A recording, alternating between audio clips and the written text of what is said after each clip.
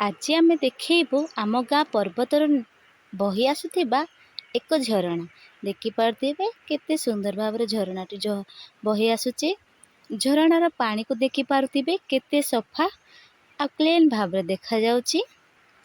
ଭଲ ଭାବରେ ଦେଖନ୍ତୁ ଆମ ଝରଣା, ଆମ ଗାଁର ଝରଣା କେତେ ସୁନ୍ଦର ଦେଖାଯାଉଛି। ତାର ପାଣି ପଡ଼ୁଛି କେତେ ବଢ଼ିଆରେ, ଆପଣମାନେ ଭଲ ଭାବରେ ଦେଖିପାରୁଥିବେ। ଏଥିରେ ଆମ ଭଉଣୀମାନେ ଯାଇକି ପାଣିକୁ ନିକଟରୁ ଦେଖୁଛନ୍ତି ଆଉ ପାଣିକୁ ଛୁଇଁ ସେମାନେ ଏନ୍ଜୟ ମଧ୍ୟ କରୁଛନ୍ତି। ଦେଖିପାରୁଥିବେ କେତେ ଭଲ ଲାଗୁଛି। ଆଉ ସେଥିରେ ସେମାନେ ସେଲ୍ଫି ନେଉଛନ୍ତି, ଭିଡ଼ିଓ ବନାଉଛନ୍ତି। ଏ ପ୍ରକାର ଭାବରେ ସେମାନେ ଝରଣାର ମଜା ନେଉଛନ୍ତି। ଆପଣମାନେ ଭଲ ଭାବରେ ଦେଖିପାରୁଥିବେ। ଆଉ ଦେଖନ୍ତୁ କେତେ ସୁନ୍ଦର ଲାଗୁଛି।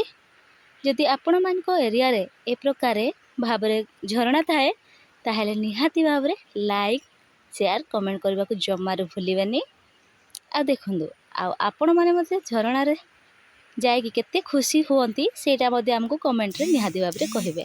କାରଣ ଆମେ ଯେତିକି ଖୁସି ଆପଣମାନେ ବି ସେତିକି କ'ଣ ଖୁସି ଅଛନ୍ତି କି ନାହିଁ ଆମେ ବି ଜାଣିପାରିବୁ। କମେଣ୍ଟ ଦ୍ୱାରା ଆମେ ନିଶ୍ଚୟ ଜାଣିପାରିବୁ ଯେ ଆପଣମାନେ କେତେ ଖୁସି ସେ ବିଷୟରେ ଆମକୁ କହିବେ।